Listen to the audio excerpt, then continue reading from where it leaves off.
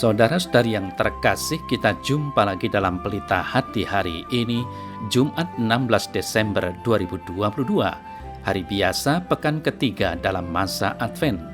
Bersama saya Romo Thomas Suratno, SC dari Paroki Cilandak, Jakarta Selatan, mendengar dan merenungkan sabda Tuhan, yakni firman Tuhan yang tersurat dalam Injil Yohanes, bab atau pasal 5, ayat 33 sampai dengan ayat 36.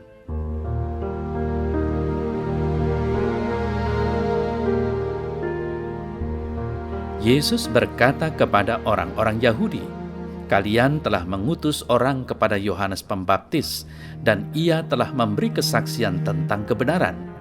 Tetapi aku tidak memerlukan kesaksian dari manusia. Namun hal ini kukatakan agar kalian diselamatkan.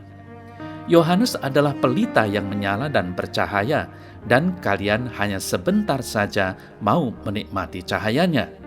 Aku mempunyai suatu kesaksian yang lebih penting daripada kesaksian Yohanes, yaitu segala pekerjaan yang diserahkan Bapa kepadaku supaya kulaksanakan.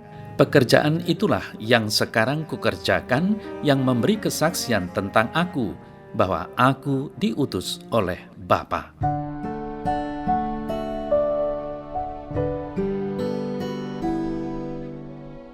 Saudara-saudari yang terkasih, pada zaman Yesus, orang-orang Farisi dan para ahli Taurat begitu keras menolak Yesus. Walaupun Yohanes Pembaptis begitu lantang bersaksi tentang Yesus, namun tetap saja mereka tidak bisa menerima itu. Mereka tetap menolak Yesus. Mereka begitu keras kepala dan keras hati dengan menunjukkan kesombongan diri dan merasa mereka dekat dengan Allah. Saudara-saudari yang terkasih, Yesus mengerjakan apa yang telah diserahkan Bapa kepadanya. Kesaksian ini lebih berharga bagi Yesus karena menunjukkan asalnya dari Bapa. Bapa memberikan kesaksian bahwa Ia yang mengutus Yesus. Banyak kesaksian demikian di dalam Injil Sinoptik, Matius, Markus, dan Lukas. Yohanes sendiri tidak memberikan kisah ini. Yohanes menampilkan tanda-tanda bahwa pekerjaannya dari Allah Bapa. Dengan tugas untuk menghakimi dan memberikan hidup, Yesus mempertegas relasi atau hubungan satu kesatuan dirinya dengan Bapa. Yesus dan Bapa adalah satu tak terpisahkan. Tugas perutusan Yesus berasal dari Bapa. Ia mendapat kuasa dari Bapa sendiri, maka ia mempunyai kasih dan kuasa seperti Bapa.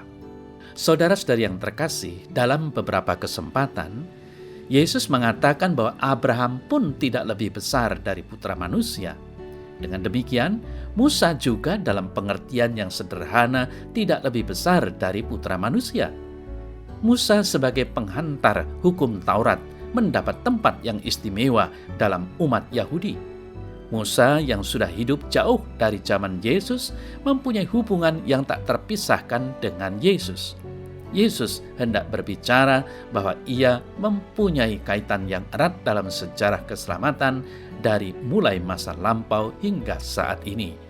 Musa sebagai penghantar hukum Taurat, namun Yesus adalah sumber hukum itu sendiri. Harapan orang-orang Yahudi baru sampai pada Musa dan Tauratnya. Saudara-saudari yang terkasih, setelah menyatakan dirinya, Yesus menghubungkan kepercayaan orang Yahudi. Sebenarnya, Yesus bukan mempermasalahkan penolakan atas dirinya.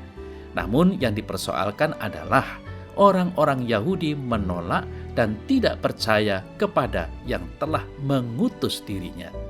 Sadarilah bahwa pengharapan baru berasal dari Yesus dengan seluruh sabda dan karyanya. Namun seringkali pengharapan itu tidak mudah kita lihat, karena kita kurang merenungkan sabda-sabdanya. Tidak jarang dalam berbagai persoalan hidup kita kehilangan harapan. Harapan adalah sebuah jalan keluar yang berharga bagi siapa saja yang sedang dalam kesusahan. Harapan itulah yang menjadikan kita mampu untuk bertahan dan berkembang. Harapan itulah yang ada dalam Yesus. Maka berbahagialah kita yang percaya kepada Yesus dan akan sabda-sabdanya yang terus menggema dalam hati kita semua.